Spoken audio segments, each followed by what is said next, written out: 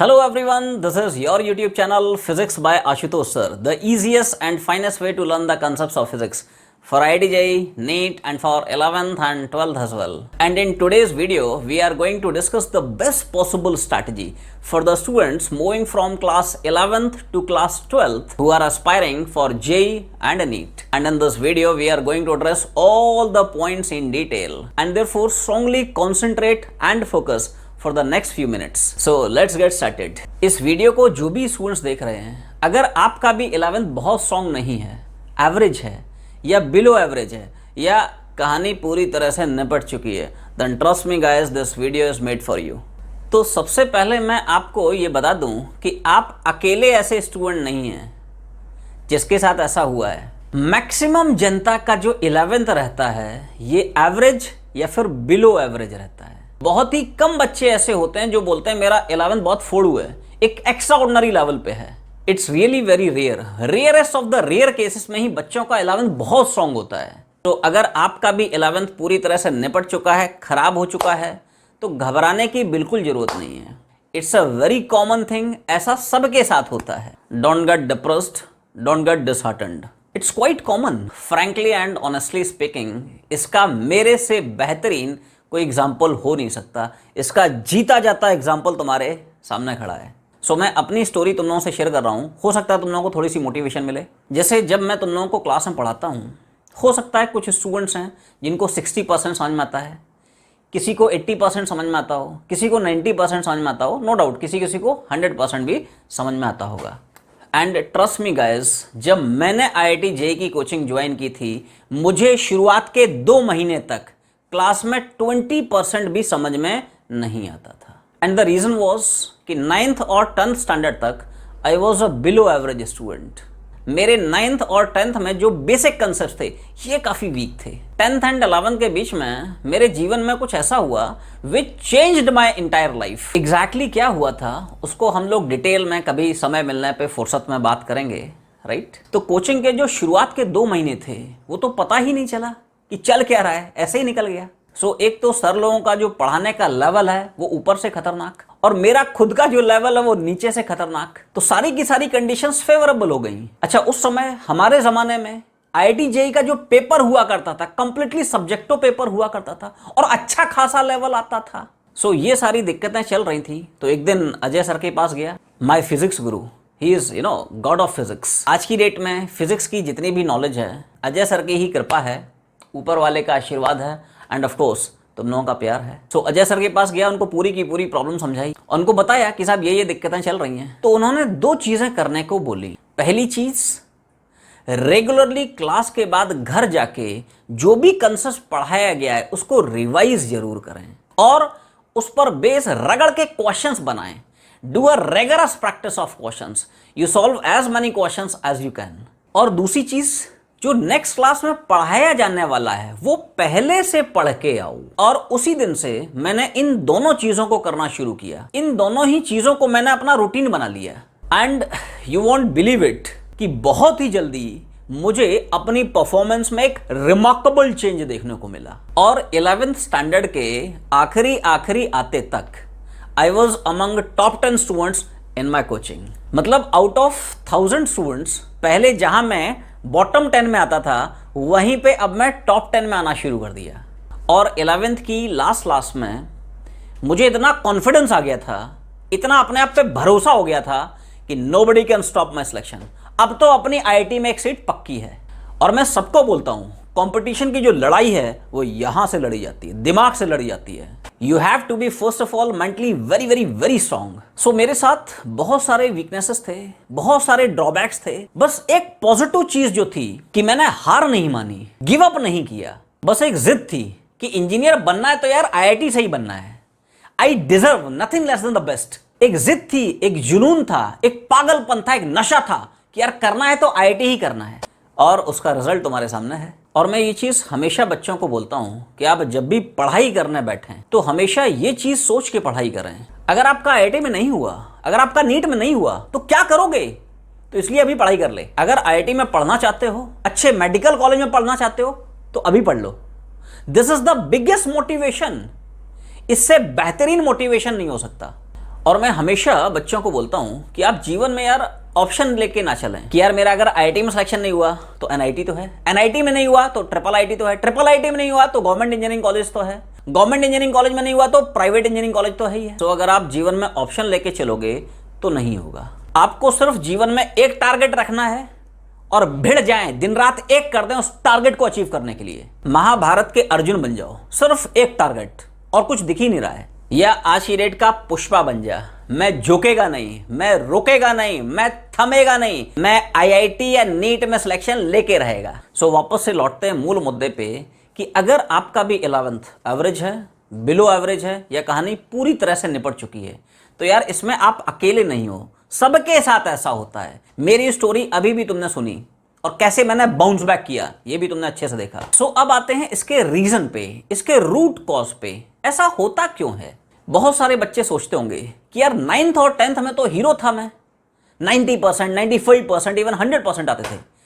10th से 11th में ऐसा क्या हो गया कि 11th बिल्कुल निपट ही गया? सो दोस्त, रीजन ये है कि हमारा जो एजुकेशन सिस्टम है इसमें 10th से 11th की जो जंप है ये बहुत बड़ी जंप है। ये इतनी बड़ी जंप है कि इतनी बड़ी जंप ना अभी तक आपके जीवन में आई होगी और ना आगे आएगी। जैसे आपको एक जंप देखने को मिली होगी 8 से 9th स्टैंडर्ड में, वो भी उतनी बड़ी जंप नहीं थी। आप एक और जंप देखोगे जब आप 12th से ग्रेजुएशन लेवल में जाओगे, वो भी जंप उतनी बड़ी नहीं होगी।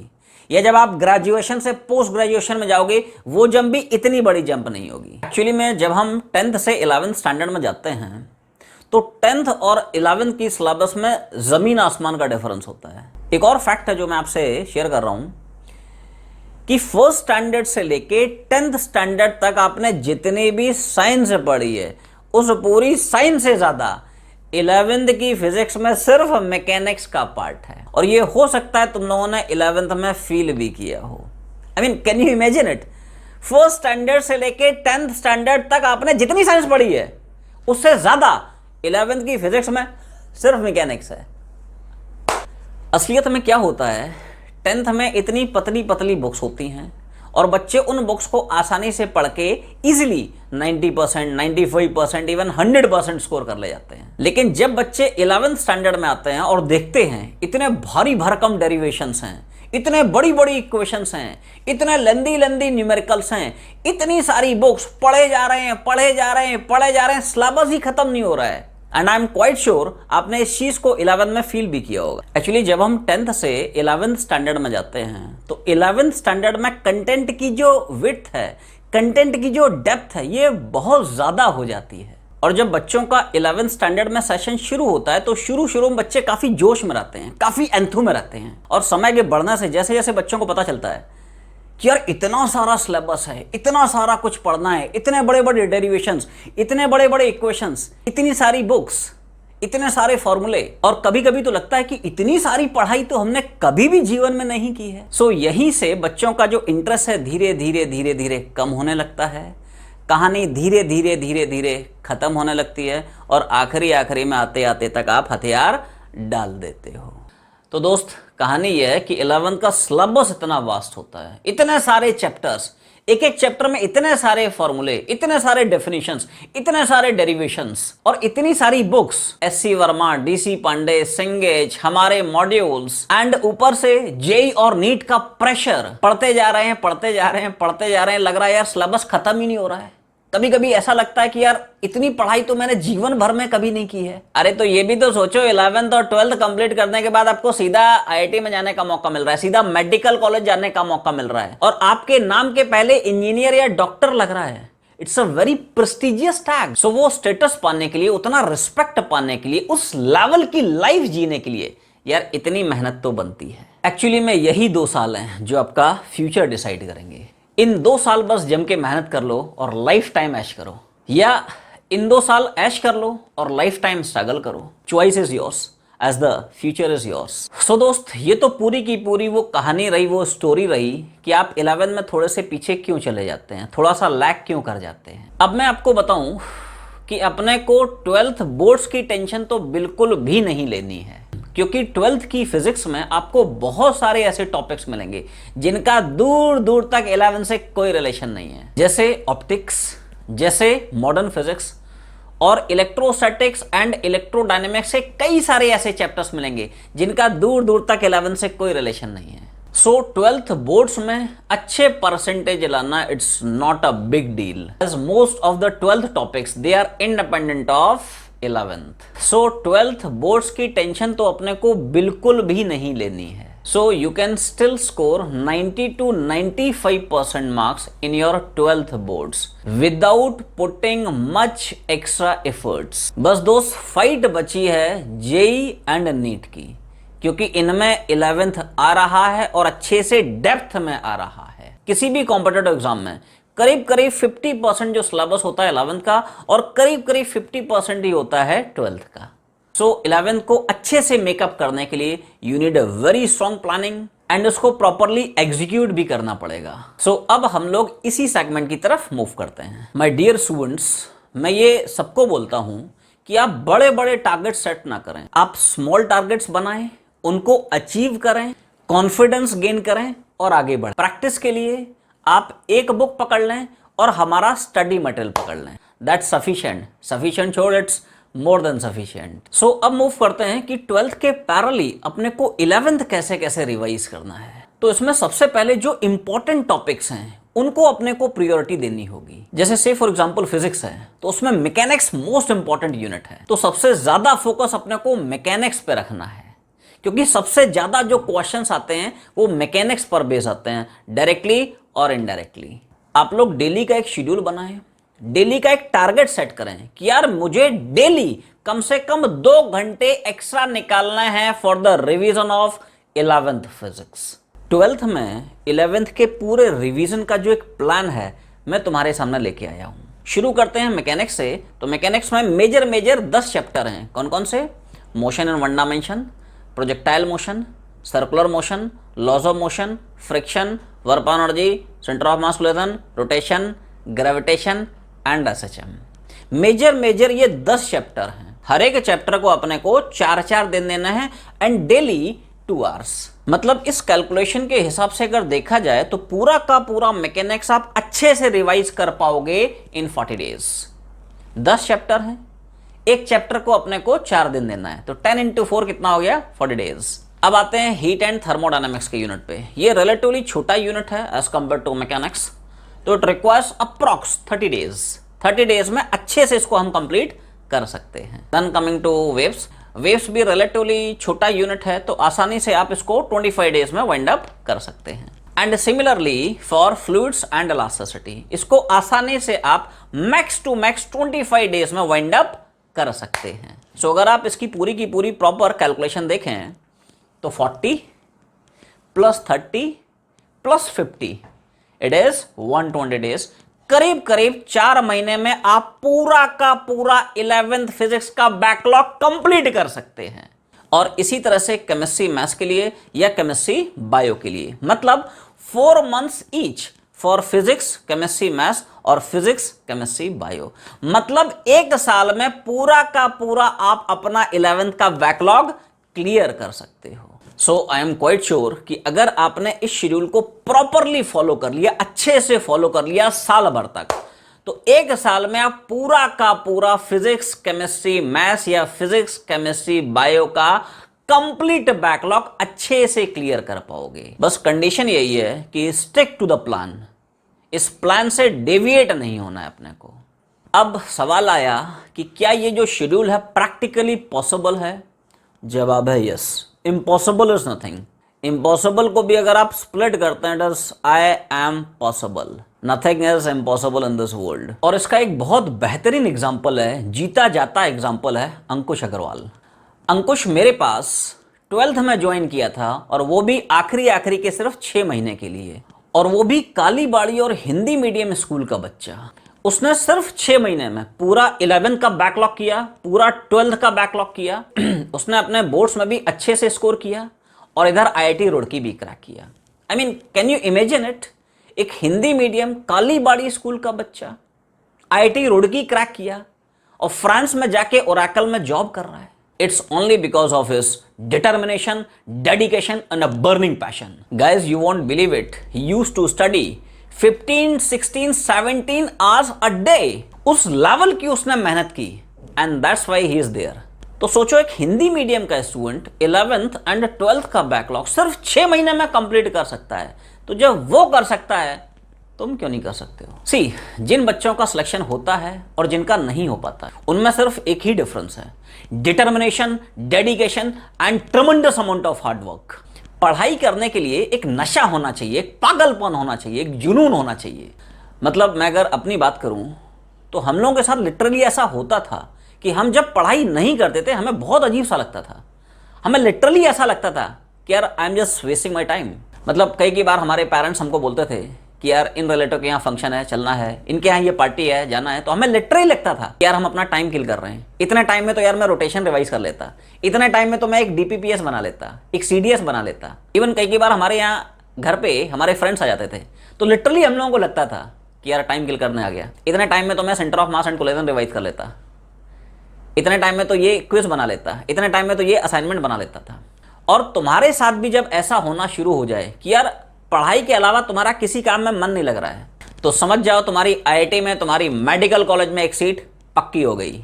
और मैं यहाँ पे एक और चीज़ ऐड करना चाहता हूँ कि यार don't revise 11th at the cost of 12th। आपको ऐसा बिल्कुल नहीं करना है कि यार 11th के रिवीजन के चक्कर में आपने 12th ही छोड़ दिया। और इस 12th के सेशन में avoid creating new backlogs and most importantly आपने जो भी गलतियां 11th में की हैं उनको 12th में गलती से भी रिपीट नहीं करना है। 11th में आपने जो भी गलतियां की हैं लिस्ट देम डाउन और उनको एक एक करके एलिमिनेट करने की कोशिश करें in this 12th session. 12th में जो भी चैप्टर चल रहा है उसी के पैरेलली रगड़ के क्वेश्चंस की अपने को प्रैक्टिस जरूर करनी है। Do a rigorous practice of questions, solve as many questions as you can. और इस 12th के सेशन में किसी भी तरह के डिस्ट्रैक्शन से दूर रहने की कोशिश करें। और अभी सबसे बड़ा डिस्ट्रैक्शन आपकी पॉकेट में है, योर मोबाइल फोन। आप अपने मोबाइल में हमारा app physics bye Ashutosh sir और व्हाट्सएप, इसके अलावा सब कुछ डिलीट कर दें, स्पेशली फेसबुक एंड इंस्टा। यार जीवन पड़ा है अपने पास FB यूज़ करने के लिए, इंस्टा यूज़ करने के लिए। अभी सिर्फ 1 साल का समय है, इन दोनों को डिलीट कर दें। क्योंकि 12th के इस सेशन में अगर आपने गलती की दोस्त, तो इस बार शायद आपको संभलने का मौका नहीं मिलेगा। 11th में जो गलती की है इस साल आपको संभलने का मौका मिल सकता है, लेकिन 12th में गलती हो गई तो दोस्त आपको संभलने का मौका नहीं मिल पाएगा। And I am repeating again and again, 12th का ये जो साल it's very very very crucial, क्योंकि यही एक साल आपका फ्यूचर डिसाइड करने वाला है। इस साल आपको बहुत सिंसियर एंड बहुत सीरियस रहना होगा। तो आज के इस वीडियो में मैंने आपको जितने भी पॉइंट्स बताए हैं, अगर आप उन पॉइंट्स को सिंसियरली और सीरियसली फॉलो कर ले जाते हो, then you are certainly going to make it up to an extraordinary level. चलते चलते मुझे हरिवंश राय बच्चन जी की एक बहुत फेमस कॉम्पोजिशन याद आ रही है कि जो बीत गई सो बात गई, अंबर के आनंद को देखो, देखो इसके कितने तारे टूटे, देखो इसके कितने प्यारे छूटे, पर अपने टूटे तारों पर कब अंबर शोक मनाता है। इसलिए जो 11th में आपके साथ हुआ है उसको भूल जाएं। Past is past, we can not change our past, but you can certainly change your future.